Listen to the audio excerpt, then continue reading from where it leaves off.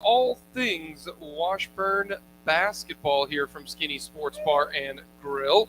So come on out and you can check out Thursday Night Football as the NFL game of the week here this Thursday. The Raiders taking on the Rams. So we've got some Thursday Night Football going on tonight. Of course, don't forget this weekend, if you want to watch KU and Missouri play, come here to Skinny's Sports Bar and Grill.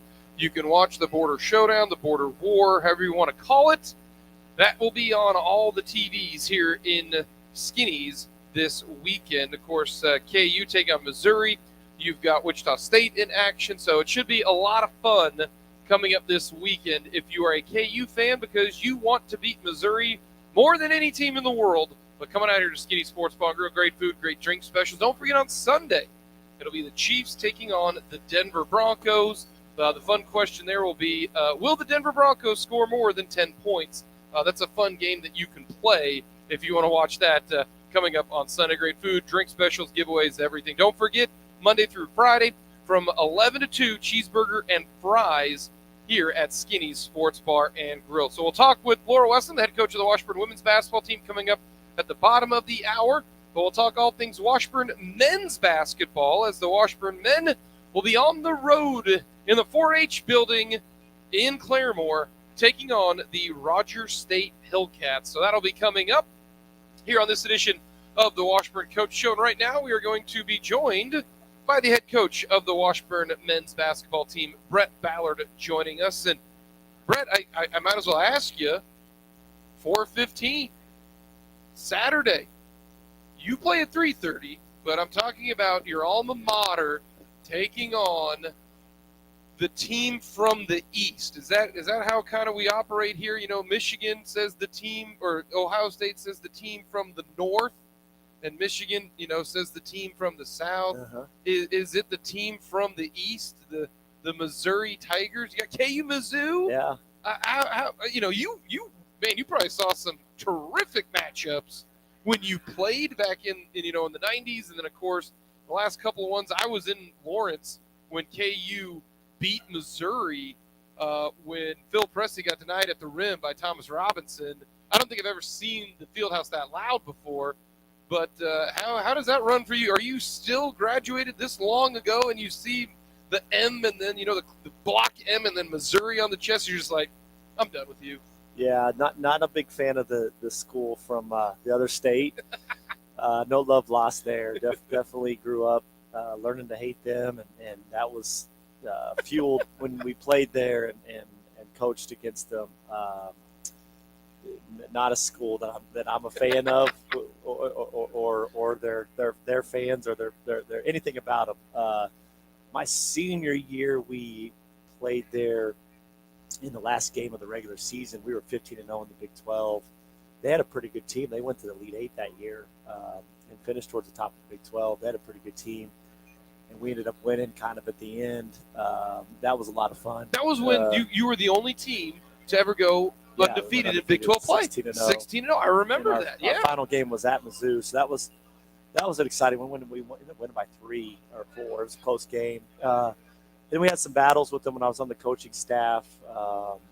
My senior year too, we played them in the Fieldhouse. They were in the top 10. We were in the top 10, and that was when you could still have the thunder sticks. You could have noise making, and they hadn't banned those yet. So the Fieldhouse, all the students had those inflatable little sticks. The Angels used those a lot. You could thunder pound them, and so it was loud. And we kind of went back and forth first half, and we blew them out second half. Kirk Hiner had a big game.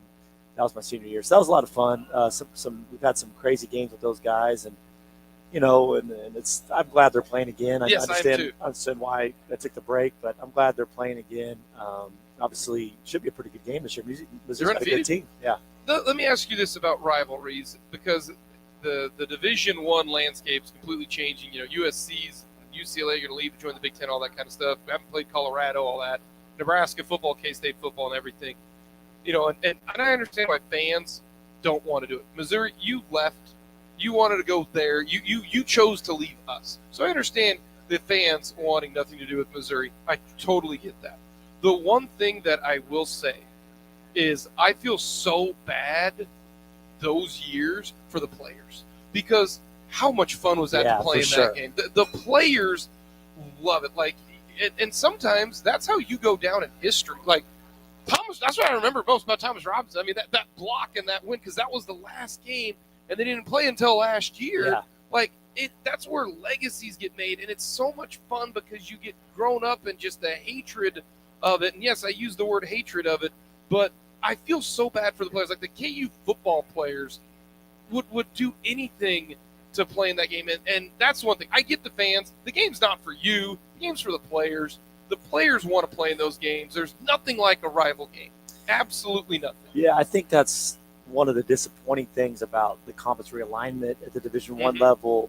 You're starting to lose a lot of those regional rivalry games. And I think that's part of what makes college athletics special. Mm-hmm. You know, you go to work with these people that, you know, in this area, you've got KU, K-State, and Mizzou. And, you know, for example, you live in Kansas City, you may go to your office and have, you know, 20% of the people that went to Mizzou and 10% that went to K-State and 15 that went to KU or whatever. So you're around those people. And I think that's part of what makes college athletics special and has made it special is, you know, you're interacting with those people. You see them, and it means just a little bit more because there's a little more talk throughout the week for those games. And, you know, Oklahoma State, all those years, and now Texas you lose A&M. that. And I understand, you know, the TV, and I understand that there's still going to be big games and, you know, fans are still going to show up. But I do think you lose a part of what makes college athletics special. And the rivalries. The rivalry games are amazing. Playing against Mizzou, playing against K-State as a player, it's incredible. But I do think it matters to the fans too more when it's proximity, and we're losing a lot of that because of the realignment. And I get it, but I don't think it's good. That part of it's good for college athletics. And a last thing I'll touch on this is, I mean, it's trickled down to the high school side of things. The fact that Shawnee Heights and Rural don't play each other. The fact that Shawnee Heights and Seaman and Rural don't play each other when it comes to that. I get that, but the fact that, you know, you grow up, you know, playing against them and, you know, in pee-wee ball and all that kind of stuff, and then it's like, oh yeah, we don't get to play you guys anymore. Like, I'm not a huge fan of that. Now, at least this year, you know, like the fact that Highland Park is not going to play Topeka High, that's a travesty. That is a travesty. I'm not a fan of that. And, you know, in football and that type of thing, that should happen every year. I mean, USD 501, West Highland Park should always play each other. Shawnee Heights and Seaman and West are going to play each other because they're out now all in the same league. It's just a bummer. Yeah, it's that specifically with the Topeka schools is challenging. You know, a lot of that was made because of football and some football. Football should be its own entity. And you said that you mentioned, you know, the Texas model of you know, trying to separate football from everything because, and I think you use Highland Park as a great example, and like Michael Williams does a great job over there, and he would tell you, you know, they're not shying away from playing these other teams, and now they're in this conference where they're going to win every game, Jake, by 25 or 30 points. And I'm going through it. You know, I have a son at Rural, and you know, it used to be you drive across town to Topeka High, to Hayden, to Highland Park, to West, and you know, for example, this week we're over playing in a tournament, Shawnee Mission East, which is fine. I wish we could figure out a way to keep everybody together. I think, like you said, for the fans, for the students, overall, it's better. It was kind of a football decision, and I get that, but there's also, like everything, like all this stuff, man, there's some consequences that probably aren't ideal. We're talking with head coach Brett Ballard, and we'll move to a little Washburn basketball. They will travel down to Claremore to take on the Rogers State Hillcats. But now you might have to tell me on this. Is this week finals week for you guys, or is it next week? Next week. We're in success week this week. Last day of classes is tomorrow. Our finals will be next week. Success week? What is that? So it's, I mean, I don't know. It's when did that occur? Term for the last week of school. You're and finishing. They stopped it on what day? Last day of school is tomorrow. I mean, it's the same. Okay, gotcha. So, okay, I was like, wait a minute, they stopped school just to prepare for the test? We still have classes. So their guys are in classes till tomorrow, and then we start final exam week next week. Okay, because you had to move the Northeastern game. They're in their exam week. They're in their exam week this week. We were supposed to play them today, and they were in their exam week, so we had to move it. Next week we had to move our Northwest Missouri game because we're in exam week next week, so we're moving that. Let me ask you this. Why do they do that? I understand in theory. Oh, exam week's very important. I get all that. But most kids don't take 5 finals. Most kids have about 2, and then most of them are earlier in the week, like on Monday, Tuesday, Wednesday. And honestly, finals week can be easier than a regular week. You know what I mean? Like I get it in theory, but sometimes taking a break is good. Yeah. Sometimes playing a game, doing something, get your mind off of it. I understand it, but I also think there's a lot more reasons to say, you know what? Let's play the game. It's a Thursday. No one has finals on Friday. Nobody does. Yeah, we have a couple, but not many. But yeah, and it doesn't seem like a lot of our guys have all that many finals anymore. It seems like most teachers are giving them exams or papers or group projects, whatever, before the final exam week. And I agree. I think, even practicing, it's like, it's good to get away from it for an hour or two and come in the gym. And listen, our guys do well academically. They get a great education at Washburn, but none of our guys are studying 17, 18 hours a day. Maybe Zach Davidson's going to be a doctor. He's like, that's a Jeremy Lichtite type of situation where he's taking virology.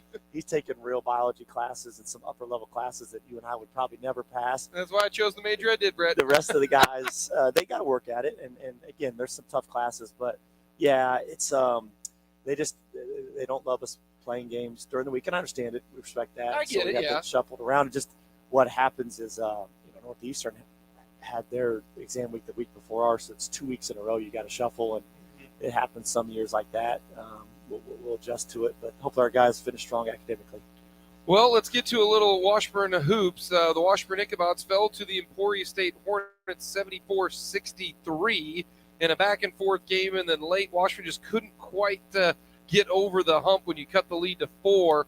When you look back at the game against the Hornets, you're down by 6 at the half, and I thought the three-pointer to end the half was the biggest play of the entire game. Hit the deep three at the top of the key. If that doesn't go in, it's a 3-point game. Momentum is a thing, I think, in games. I thought that was a big play. And then the second half, they just made a few more free throws. How do you kind of look at that one after taking a look at film? Yeah, the play at the end of the half, we go zone a lot the last 15 seconds of the half because, we kind of just switched to it late because a lot of teams have a man play drawn up. And, we forced him into a long three that was contested. It's an NBA three. Yeah, and give the kid credit. He knocked it down. Those are always tough when you make those at the buzzer. I thought that there was a lot of positives from it. Right now, offensively, we got to get going. And I think we'll get better. Tyler Nelson's getting healthy, and I think that'll definitely help us and just everybody getting comfortable in their new roles this year. But, what's happened a little bit, Jake, is, when you don't shoot it well, and we didn't shoot it well at all, it really, really puts a microscope on every other aspect of your game. And I didn't think our defense was bad. They made the three there at the end of the half. We went zone another time. They make a long contested three there. They made a couple tough late shot clock plays and give them credit. Those are tough. We still, though, because our offense was a little lethargic and they were good defensively, but we got to knock down some shots. We gave up a couple baskets at the rim that you just can't give up when you're not scoring it well. I think our offense will get going. It's been a little bit sluggish here at times, and we got to get guys knocking down shots and discipline and execute our stuff and finishing at the rim. But when you don't score, there's that microscope. And I thought big thing was they did a good job guarding us, and we couldn't get enough shots to go down. When it comes to, this is also kind of about the game, but also just in general in college basketball, it seems like. But you go 4 of 21 from deep. That's 19%.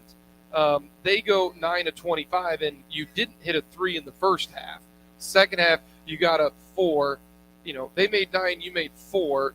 When I look at that, I mean, that's a huge difference. I mean, that's 15 points.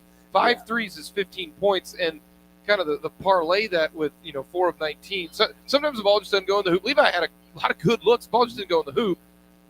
But that's kind of the game now. Like, the three-pointer is one of the most important aspects of a game nowadays, to me. For sure. And if you don't hit them, it doesn't matter how good a defense you play sometimes. I mean, that to me is such a huge deal right now in college basketball. Is if one team makes 11 of them and the other team makes 4, that is 21 points that you have to somehow get. Yeah. Well, it's my first year we were a very poor shooting team. We were an elite defensive team. We had Brady Skeens inside, and we were an elite defensive team, probably the best defensive team in the league that year. And so our defense was able to hold the fort enough nights where, even though we didn't shoot the ball well that entire year, really, just had some guys kind of in slumps and flunks that year, we were able to fight through that. This year's team, listen, we have some good shooters. Yeah. We've recruited some good shooters. The ball hasn't gone in consistently enough for us, and I think that's going to happen. I really do. Until that does, though, again, your defense has to be almost perfect. And the 3-point line is something that we've taken a huge advantage of the last few years. We've been towards the top of the league in three-pointers made, and the percentages have been good. And so obviously that's been a huge bonus for us. Hasn't so far this year, but I keep telling again, Mike Keegan can make shots, Levi can make shots, Connor can make shots, Tyler Nelson can make shots, Andrew Orr can step out and make 16, 18 footers. Yeah, nice jump. Our freshman class. So I think we've recruited some guys that can make them. Again, sometimes you just get in a little bit of a funk early in the year, and we're kind of fighting through that a little bit. Our confidence a little bit. You're fighting that just a little bit when you lose some games and don't make shots. You can start to press, and we just got to go play loose, execute, be disciplined enough to get the right shots. But then when we do have them, just got to have guys step up and knock them down. This might not be a good question here on December the 8th. It might be a better question maybe on February 8th or at the end of January. But when do you go, okay, we can't shoot the 3? You can't shoot that one, but then the shot clock being 30 seconds, I mean, if you got a good look, you got to put it up there. That's a great question. So how do you say, for instance, I could not shoot to save my life. There was a reason why I played in the paint. I would be shooting 3s, and I wouldn't because I'm like, wow, that's not good for my team. When do you get that? Today, right now, It's too early because it's December 8th. Hard, yeah, because you if you're going to tell me, give guys confidence and Connor Defball is better than a 22% 3-point shooter. I would say, Connor, man, shoot the basketball. Yeah. You got to shoot it. It's one of the hardest things probably in coaching is how much freedom do you give those guys? Because ultimately, the last thing you ever want a guy doing is questioning if it's a good shot or not, and thinking when they shoot. You want them to believe that it's a good shot, and then that'll allow them just to not think and let it go and fire it up there. And those are the ones that usually go in. But at the same time, at some point, if you're not making them, you got to have enough discipline that, okay, we may turn down, a look that's decent early in the shot clock to try to get a better guy a shot or to try to get it downhill and try to get something at the rim. But you don't do that so much. You got to have guys that, ultimately you're getting looks. We want our guys shooting them.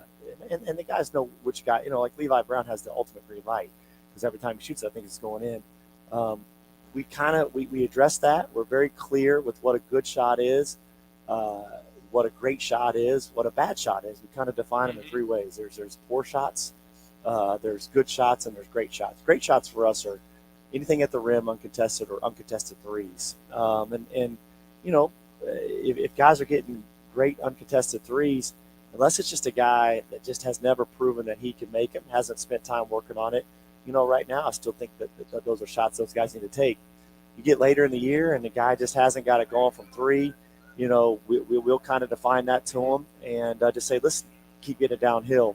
Right now, though, I still think guys need to play free and loose. I would love to know the stats, and I don't know if you can use it with that magician wizardry app that you call Synergy. What is the relationship to making the first one for the rest of the game and missing the first one for the rest of the game? Because you always hear that, oh, I see the first one go in, and man, it's a different game. Same thing in kind of like football. If you get someone like a quick out route and he catches it and gets the juice flowing, oh, he's going to have a good game. I wish there could be stats that you could find to say when Levi makes his first one, he's going to go like 48%.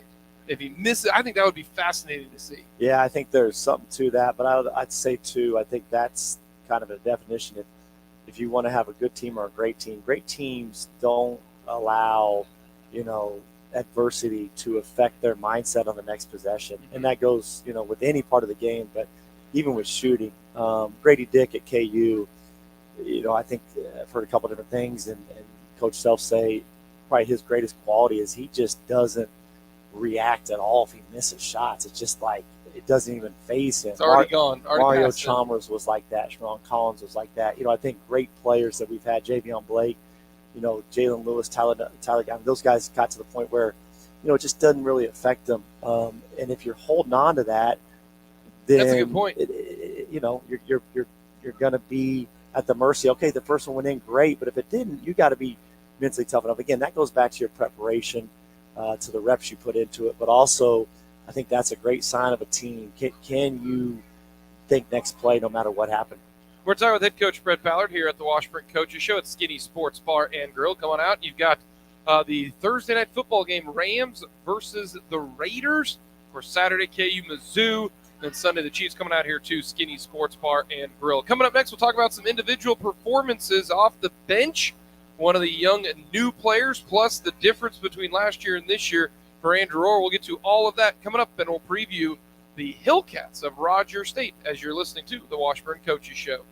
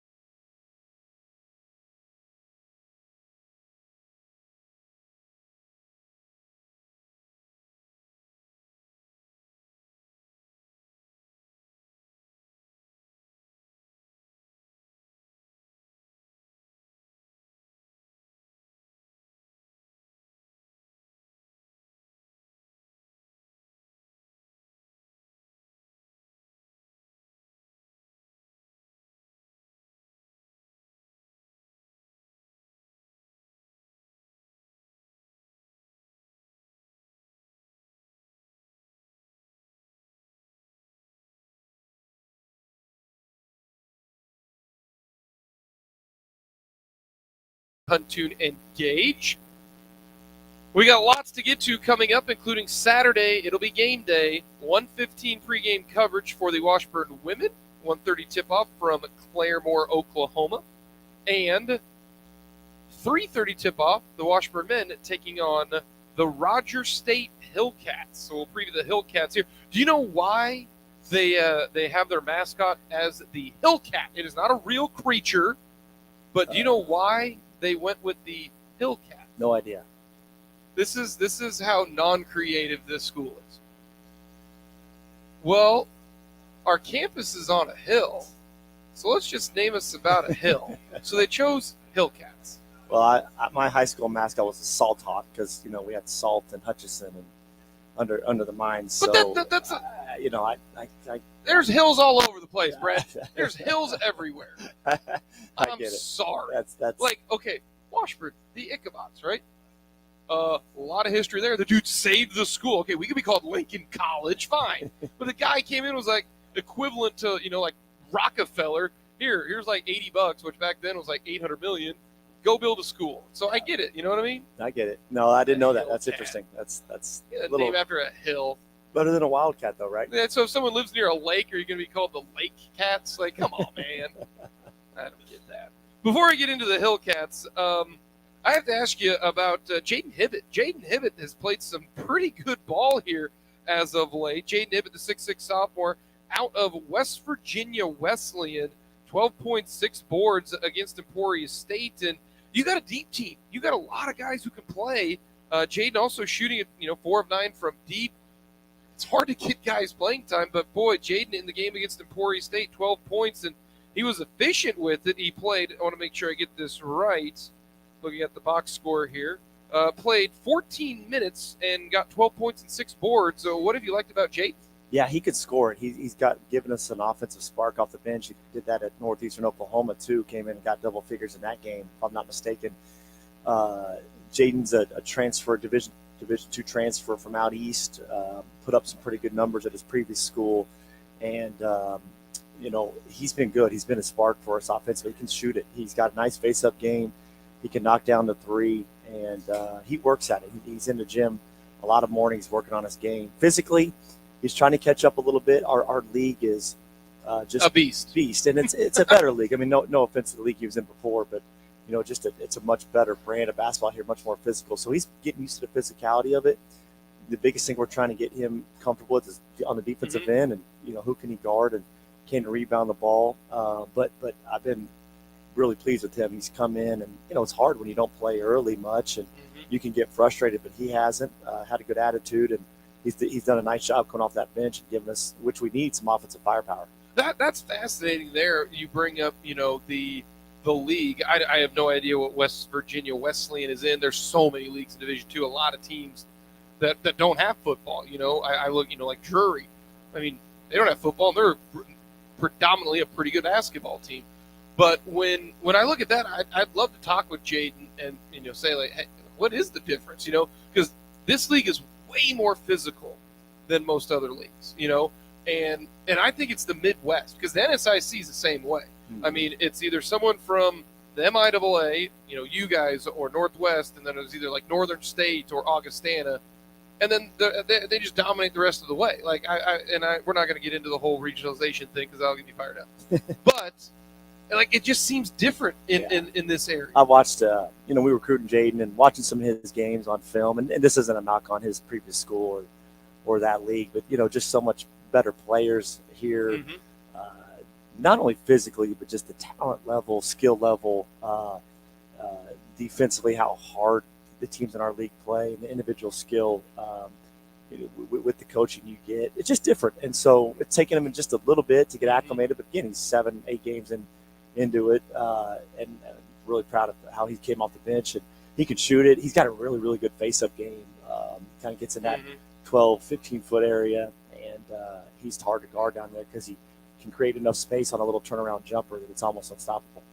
When it comes to the Hillcats of Rogers State, they had the I always refer to this because I heard Cole Aldrich call the Colorado game and K-State. I don't remember, the West Coast swing. That's what Cole Aldrich called it one time. I love Cole Aldrich. He was great to talk to. But that was back when they played Colorado, played K-State, and so now I refer to Hayes and Kearney as the North swing. That's who the Hillcats play. You're laughing right now at Cole. All the funny stories. Cole's a funny guy. That sounds just like Cole. So when it comes to that, they lose to Hayes, beat Kearney. So those are the two games on the MIAA slate that they've got. It's almost like a brand new team. I mean, oh my smokes. like all the transfers, they've got really two guys back from last year's team, the big fella Joey Sirocco, and then one other guy Obaneki. So it's hard to look at. It's almost like you're facing a new team. Yeah, very experienced team. I mean, you look at it; they start 4 seniors and a junior, come off the bench with 2 seniors, and really only playing one underclassman, some major minutes. So very, very experienced team. They took a bunch of transfers and went upperclassmen heavy, and it's kind of shown they've come out of the gates and played pretty well. Their guards are tough. Excuse me. They've got 2 guys that can go at the guard spot, and both those guys can make pull up jump shots and score different ways. And then Sirocco, the big fellow, he's been impressive. First year or two we played him, he didn't move great. Lumber. Yeah, he kind of lumbered around. He's looks like he's really physically in the best shape he's been in. He's moving well. He's had some pretty big games and is their leading scorer right now. He's a load. And the hard thing about him is he can get guys in foul trouble because he's such a big dude that if you're not careful, all of a sudden you get a couple bigs and a couple early fouls, and all of a sudden you're playing your backup bigs. So we got to do a good job trying to slow him down without fouling him. When it comes to this is what it's going to be fun the rest of this year is going up against teams that you faced last year. The league was so deep last year. Oh my goodness! Like you don't get to see Devin Pullum. Like I thought Devin Pullum was a very good player last year for Rogers. So Justin Barkley's like, oh great, I don't have to see Tyler Guyman and Jalen Lewis, and you're probably like, hey, I don't get to see Devin Pullum. It's like it's a fresh new situation. Yeah, in this league. A lot of new guys and some guys that there are different ways to do it. We try to kind of build it up from the bottom up, and I think long term taking freshmen and not that we maybe shouldn't. If you look at it, some years you got to take some transfers, but I think for stability and long term growth, we look at developing the guys within our program, and we feel like, and I even feel like this year's team, we're going to keep getting better. We're close, getting Tyler Nelson back and developing. I think we're going to be really good by the end of the year. But different ways to do it. Certainly, a lot of great seniors in the league last year. Happy to see a lot of those guys gone. And but Rogers got a good team. They took some good transfers, and again, those guys are experienced. And we got to go on the road, and it's going to be a grown man's game. It's going to be a man's game because you're playing some experienced guys. We're going to have to go fight them. Well, you'll be playing in the 4-H building, so we wish you the best of luck against the Hillcats. Thanks, Jake. That is head coach Brett Ballard of the Washburn men's basketball team. 3:30 tip-off from Rogers. Coming up next, we're going to talk with head coach Laura Westling of the Washburn women's team here at Skinny Sports Bar and Grill.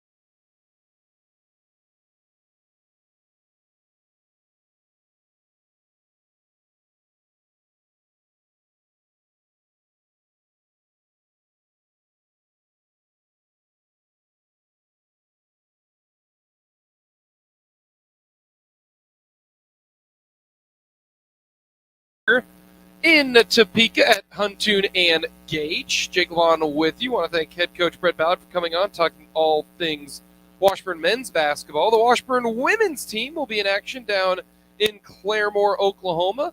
The good news about Claremore, Oklahoma, it is an hour closer driving-wise than Tahlequah. That's about as good as I can get to it, as Washburn will be taking on the Hillcats of Roger State. Did you hear me explain why they call themselves the Hillcats? No, I just missed that. Okay. Well, this is what I was told. They named their team, not too long ago because they were a junior college. Right. But I was told that they named it because their campus is on a hill. They're like, well, we live on a hill, campus on a hill. Let's just combine it with cats. So really, we're just a little geography away from Yeah, the Valley Cats. Yeah. And, I mean, like, what if a lake's nearby? Are you River like, Cats. Lake Yeah, Cats. Lake Cats. Yeah, like, that's your name? Like, honestly, when people make fun of the Ichabod the name, which when I very first committed to Washburn, when I was a player, probably you're the same thing. What the heck's an Ichabod? Mm-hmm. Well, at least we're creative, Right. We're a person, Well, at least it's fun. It's, Wildcats, sweet. No offense, K-State fans, but that's not the most creative, all right? So, yeah, the Hillcats. There you go. So you can. Now I know. That's simply it. The Hill. something for the scouting report. Yes. Hopefully they don't focus on that. But your team taking on Emporia State, and this is what's wild about your basketball team this year is that you hang and you look at numbers, and if I would tell you, oh, they made 2 more field goals, but you made 1 more 3, and they're going to win by double figures, I'd say, what on earth? Free throws have been such a big deal in this game. And, you hear from all of your, youth coaches. Free throws are such a big deal, that type of thing. And is that kind of the sneaky yardage? Is like free throws kind of like special teams in football where it maybe doesn't give the notoriety or maybe it doesn't give the focus that it should? Or am I overblowing that? No, I think it's a huge factor, and you're talking your overall success, because when you're talking about free throws, you're talking about your defensive efficiency, your offensive efficiency, what players are staying in the game for both squads, and I think that was something, specifically in Emporia. Mackenzie Gamble's on the bench for a lot of the game, and we've been leaning on her to get a lot of offense going, and she can guard pretty well. So it keeps, teams' best players off the floor if they're the ones in foul trouble, and then, just steals possessions from you because you're just giving up free points. So, we always talk about kind of the free throws, turnovers, rebounds. Those are the 3 stats that are going to win you basketball games. Really? So I did not know that. So those 3 stats, is that what you look for when the game is over and you talk to your team and then, they go into the locker room portion of it, because the way the locker room is, you got like a meeting room and then the actual locker room. Is that what you look at? Those are the 3 stats that you look at kind of first? Yeah, if you go 3 for 3 in those categories, it's pretty rare that you're not going to be successful. You win 2 out of 3, you're probably going to win. 1 out of 3, you probably get beat. So, and obviously, if you don't win any of those stats, I don't think you win. So for us, we talk. What about are those again? Say that again. Rebounds, free throws, and turnovers. Really? Oh. Now I'm going to have something to look at every time, because I think that you never know. Like it depends on it. I know Coach Ballard follows field goal percentage defense. I know that's a big one, but free throws, turnovers, and rebounding. When I think of free throws, I don't think of defense. I think of how well did you make free throws? Did you shoot them well? Because there have been games where you shoot them very, very well, games that you don't. Like, that's one stat where nobody ever thinks of the opposite. Like, oh, well, you're sending them to the line. Right. Like, you really don't think that. Yeah, you're sending them to the line, and like I said, you're keeping your players off the floor. You're disrupting any rhythm that you can get in.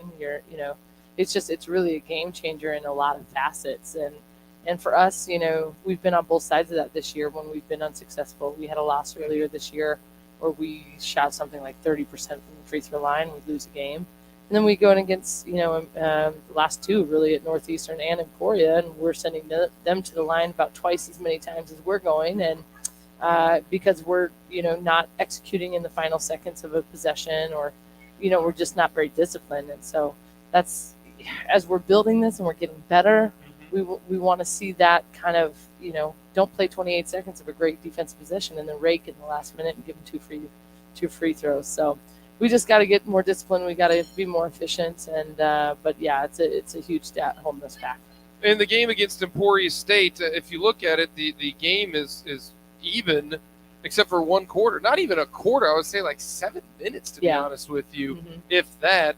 And that's the thing about the basketball. Like 1 7-minute stretch is such a big deal. But what happened in that 7-minute stretch in that third quarter? We've been we have a monkey on our back right now, which is the third quarter, the start of the third quarter for whatever reason. We've tried a couple different approaches from a coaching standpoint of in the locker room, and those haven't worked. So now we're kind of, we'll try something different and just how we approach our halftime, so we're not breaking our momentum.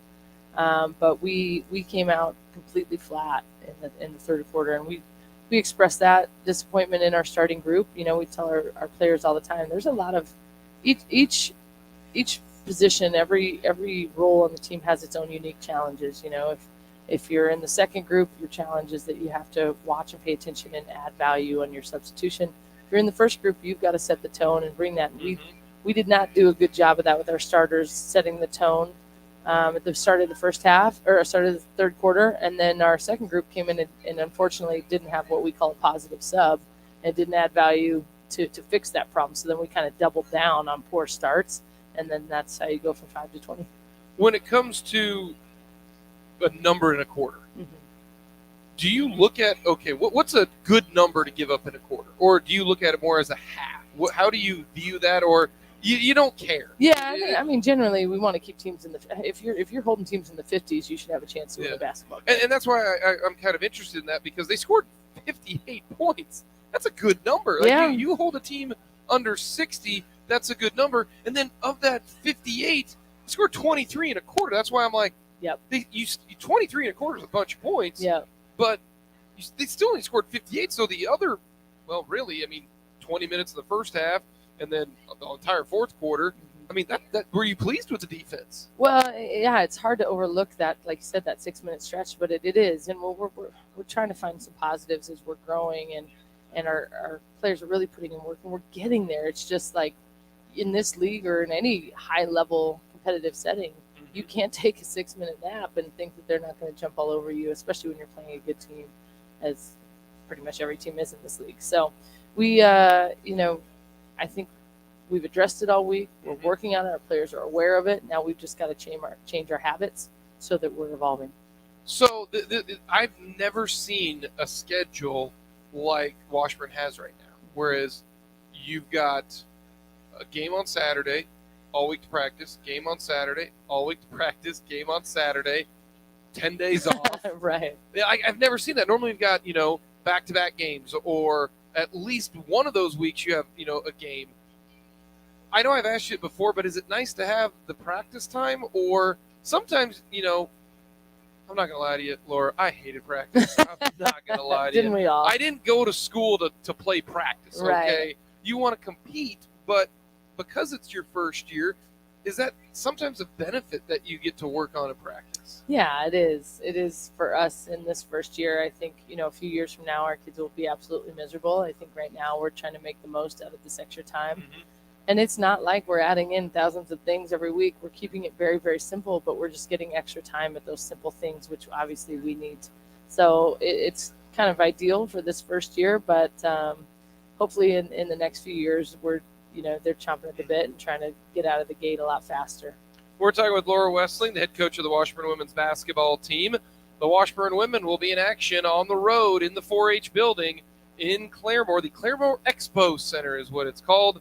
We'll preview the game against the Hillcats. We'll talk about a couple individual performances. We'll wrap up the Washburn Coaches Show coming up next here from Skinny Sports Bar and Grill.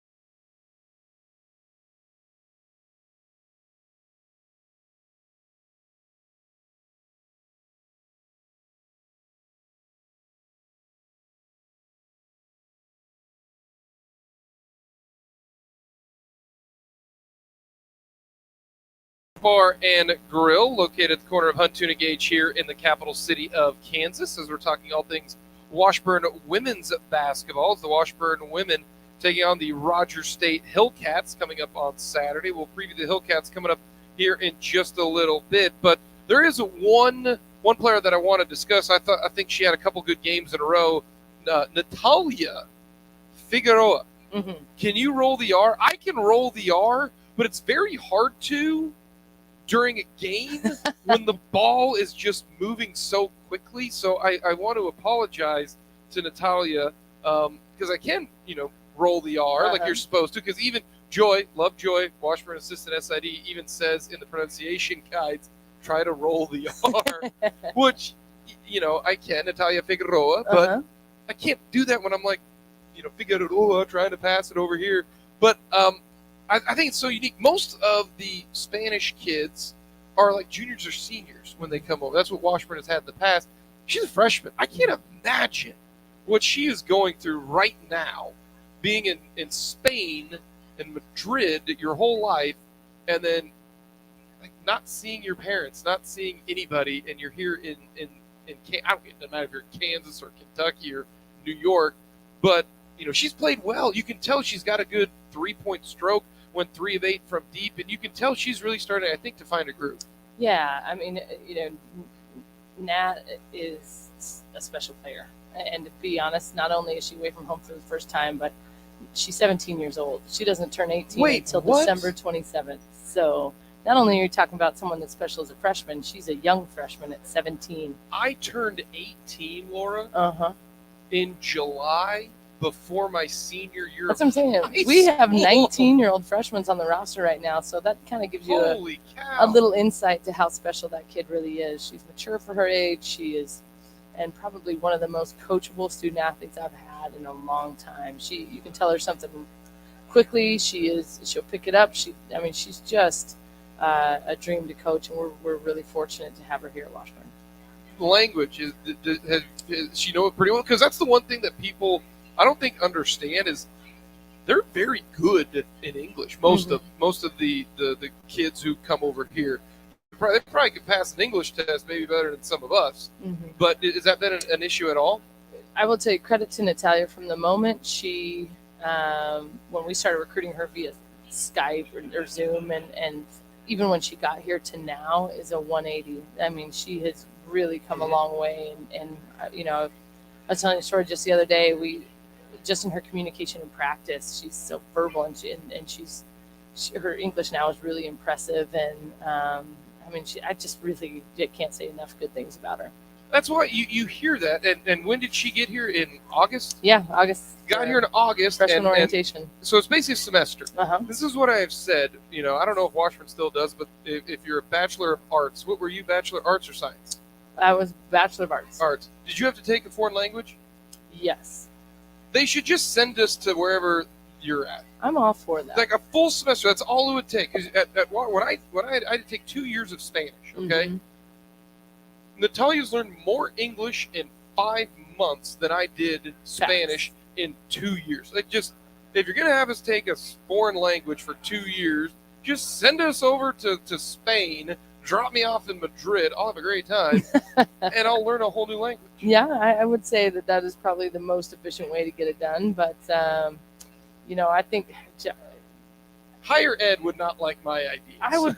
They might not. It'd put some people out of a job. And I think, but there's also a way to make the most out of your experience, which is what Nat is doing. That's awesome. She really takes advantage of speaking with people. You can sit in your dorm room and not talk to anybody and stay on your phone at home and not get much better at language. And she hasn't done that now. She's not lighting the town on fire by any means, but she is conversational. She's just a really special kid. Yeah, like Washburn had Barrientos, who was a junior and a senior, and then you had Nicole Margarin, who was a senior, like 17 years old. Mm-hmm. Wow, that's the great thing about getting to know a team, because I never would have thought of that. Yep. I'm sorry, I don't look up birth dates. That's probably fair. Doing my prep work when it comes to this basketball team. And then Lizzie Sanders has probably got to be the same way. Yeah, so Lizzie's a little old. She's 19, but she is, dealt with some homesickness early on, like all freshmen do, but she's fought It's a through. different homesickness. It is, though. and that's what I think. They just really carry a lot of respect from their teammates because of that. But she's fought through. She's really doing a good job, trying to get better on the floor, trying to be a great teammate, which she is. She's incredible. She gets great grades. I mean, she's just we're just really fortunate with those two. I need to ask Lizzie here soon what's she feeling about the World Cup, because man, soccer over there in England is banana land, and they're going to take on France in the World Cup. And if you're from England, I mean, you watch the Three Lions. They're soccer, Mhm. same thing on the women's side. Right. So I wonder if Lizzie's super big into the World Cup right now, because everyone is. Like, Well, we had a bet. We had a bet going for U.S. England. I mean, all compliance. It was for 10 push-ups. We're all good there. So the tie really helped me. So did The you tie both have to do it? No, neither one of us did. We made that agreement. But yeah, it's a lot of fun talking with Lizzie about all things between the World Cup and the royal family and all the headlines that are in the news. Yeah. It's Not really big cool. into the royal family, but Well, it's a headline. Yep. So, but no, that's interesting. yeah, it's really cool to just. I think it just really enriches teams, and it's great for our university to have those kind of perspectives and have those conversations. It's just, I think the diversity on our roster is really neat, and it's really cool to hear the conversations go on. And here's the cool thing about this, since you've got Aubrey Dewey and you've got Macy, and the cool thing about this is, and you probably have done this, your teammates, are for life. Mhm. I'm sure, as you Right. pointed out, your first game, you had a whole bunch. I think Aaron Bernard, I think, Mhm. was there. You're from Casper, Wyoming. I think Aaron's from Burlingame, I Mhm. believe. And you guys are friends for life. Right. You want to know what's cool? Having a friend for life who lives in Suffolk, England, or Madrid, Spain. Right. Where if you're like Aubrey Dewey, or if you are Mackenzie Gamble, and maybe 5 years from now, it's like, hey, I wonder what Lizzie's doing. If you make that strong, because I know you and Aaron still talk. Yep. Like, hey, maybe I could go overseas and, Yeah. and hang out in England or Madrid, Spain, and if you know somebody there, 100%. that's so cool. Right. Yep. I think it's one of the things that makes the experience being a student athlete Yeah. so special. Like you said, is the relationships and then having those connections all over the world. Alrighty, Roger State. Yeah. They the northern swing, as I like to call it, Hayes and Kearney, might be the toughest swing that you have. Mhm. Hayes is really good, Kearney's really good. They lost to both of them, and so they're in a tough situation, starting 0-2. What do you see on the film for them? A lot of new faces. When Mhm. doing my prep work, I'm going, okay, Guy Deshova's not there. Who else is not there? Oh my, they returned 2 starters and Mhm. like 3 players. Like, it's almost a brand new team from last year. Right. Yeah. It's tough to start a scout watching a team have to go through Hayes and who's going to press and just makes it miserable for them all game long, and then a really stellar squad like Kearney, they've just kind of been through the ringer in their first 2. But they've got some kids that can score it. They've got some really talented left-handed kids. I think those are lefties always present a little bit of a challenge, and they've got 3 of them. Do they can all really? Yeah, they can all play, and so that's something that's a little unique. But they're going to grind you out with ball screen after ball screen after ball screen, and then put you in ISO situations. And so we have got to make sure if you stop paying attention defensively for a second, you're going to get mashed down for a bucket. So we've got to have our head on straight to guard, and then offensively we've got to be aggressive. Lefties pose that big a problem. Yeah, it's just a different, not that I mean, I guess systematically doesn't change that much. It's just, when your kids can go right, it's kind of natural for you to have that. It fits in with your right foot dominant run step or however you guard, and when they're dominant to the left and yet you're subdominant, it's a little bit of a challenge. Did you ever play with any lefties at Washburn? I'm trying to think back. I'm trying to think of lefties right now. It just looks different. Like when you see Michael Keegan shoot, it looks different. Uh-huh. For the men. I'm trying to think of left-handed players on the women's side. I'm having a hard time. I can't think of it at the top of my head, but I've coached a few, and especially in that forward position and in some of those small forwards, especially when they get into that pinch post and they're one dribble away from the rack. It's in the bigs, down low. Like it can be a problem. Yeah, I can definitely see that. Well, best of luck against Rogers State. I know you're probably heading there tomorrow, and then not a long day. That's the good thing. It's not like Northeastern where you didn't play till 5:30. Right, So right. 1:30 tip off. So get up, get going, and get ready to go. And then hopefully you head back, and then you got finals week, and then one more game, and then a long break. Best of luck. Thank you, Jake. That is head coach Laura Westling of the Washburn women's basketball team. And so the schedule will be pretty simple. Saturday, 1:15 pregame coverage, 1:30 the tip-off for the Washburn women, and then the Washburn men will start at 3:30 against Rogers State. It's the only game this week, and then next week it will be the Washburn Coaches Show again here on Thursday from 6 to 7, and the Washburn Ichabods will be back home at Lee Arena, which works out great on next Saturday against Missouri Western, and then it's time for a little bit of a break from the basketball side of things. Of course, Division II makes it a little bit longer than the Division I ranks when it comes to time off. So that is going to be the schedule for the Washburn men and women. So we'll see you here at Skinny's a week from today, 6 to 7 here on your home for Washburn Athletics Country 106.9. That'll do it here from Skinny's. We give a shout out to Evan Davidson back at the Country 106.9 studios. For on-site engineer Sean Carter, I want to thank Brett Ballard and Laura Westling, saying so long from Skinny Sports Bar and Grill. We'll talk to you on Saturday down in Claremore here on the Washburn, on your home for Washburn Athletics Country 106.9.